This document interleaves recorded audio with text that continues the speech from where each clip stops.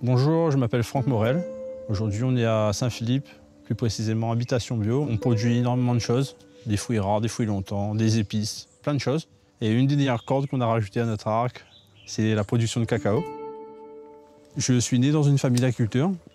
Je voyais mon père passer beaucoup de temps là-dedans, on le voyait très peu à la maison. Et l'agriculture, au début, je ne voulais pas en faire mon métier.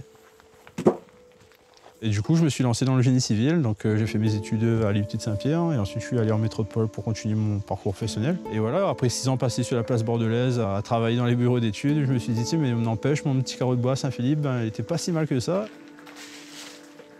Et du coup, j'ai mis toutes mes affaires dans un conteneur, je suis rentré. Donc là, on est sur la dernière récolte de la saison. Et en sachant que la saison commence vers le mois de juillet. Et voilà, là, les derniers cabosses de l'année. Donc ramassage et cabossage et ensuite fermentation. Donc les cabossages, c'est mieux avec un... Moi j'utilise un maillet pour éviter d'abîmer les fèves de cacao à l'intérieur. Donc la cabosse de cacao, à l'intérieur les fèves. Et autour de ces fèves-là, on a un mucilage, une chair, une pulpe blanche qui va justement servir à la fermentation. Un cacao, s'il n'a pas été fermenté, il aura un goût sûrement de chocolat, mais ça ne sera pas un goût de chocolat intéressant. Il sera astringent, il sera très amer, justement parce que la fermentation permet de casser cette amertume-là.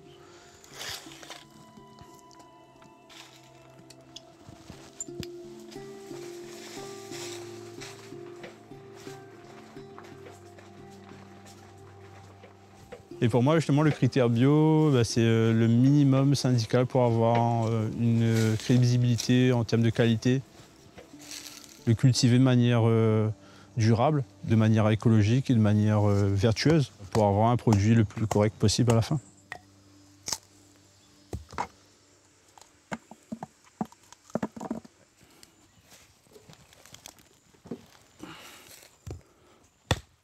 Vraiment maillé, on va venir juste éclater la cabosse et du coup on pourra enlever les fèves de cacao à l'intérieur.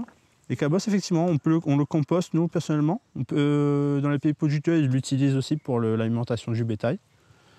Nous, on n'a pas de bétail, du coup, on le composte et on le redonne aux arbres.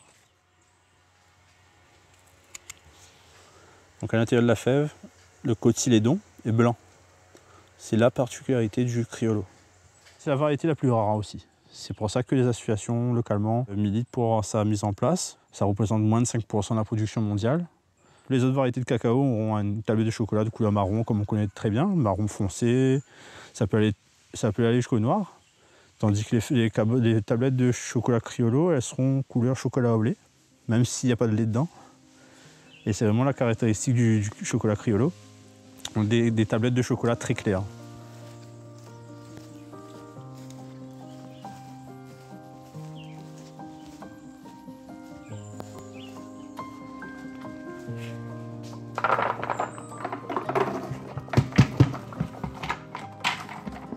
L'une des phases les plus importantes de la récolte, et même je dirais de l'ensemble de la transformation du cacao, c'est la fermentation. Sans cette fermentation-là, on aura un produit qui sera derrière pas terrible.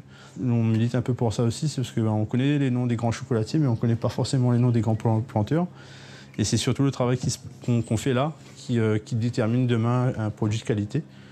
Et du coup, on essaye d'innover d'année en année, de récolte en récolte, pour arriver à une fermentation dans les règles de l'art est vraiment excellente, quoi. Après la fermentation, qui dure environ entre 4 à 6 jours en fonction des variétés, on va venir ensuite l'enlever de ces bacs de fermentation-là et le mettre en séchage. Donc c'est un séchage lent pour pouvoir vraiment enlever un maximum d'acidité dans les fèves de cacao. On a enfin nos fèves marchandes prêtes à être transformées. La première étape, ça sera de faire une torréfaction. En règle générale, c'est 120 degrés pendant une vingtaine de minutes.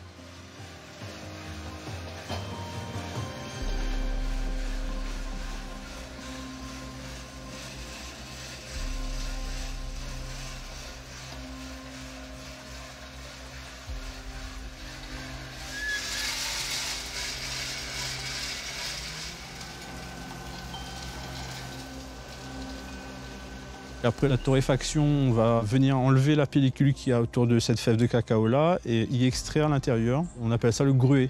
Donc ce gruet de cacao-là qui va être broyé dans le mélangeur, broyé finement. Et ensuite, lorsqu'on a fait notre liqueur de cacao, on va y incorporer du sucre.